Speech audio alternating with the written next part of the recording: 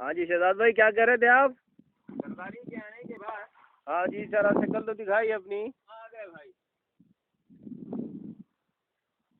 जरदारी के आने के बाद आप जो है वो हम बादबानी कश्ती पे आ गए हैं वापस। वहाँ पे।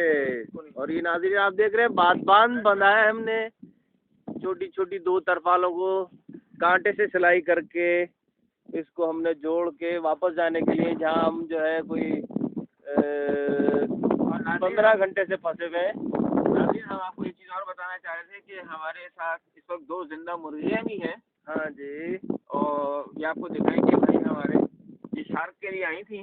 कहाँ है? ये नीचे हमें, नीचे। ये जिंदा मुर्गियाँ 2। और आ गया, और आ गया।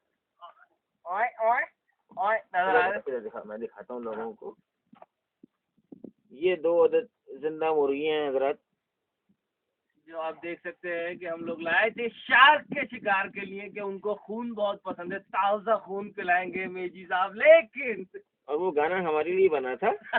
शिकार खुद यहाँ शिकार हो गया, न जानू मैं न जाने वो। ये वंस मोर।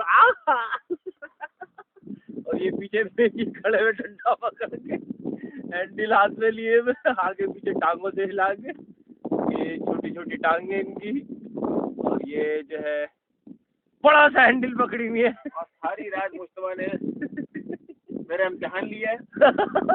और शहजाद भाई अपने दिल को बहलाते रहे।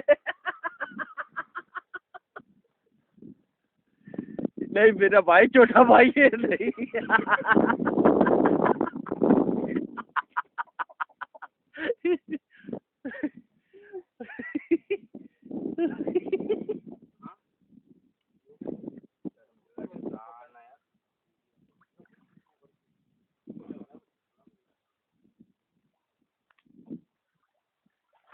हवा ही नहीं आ रही।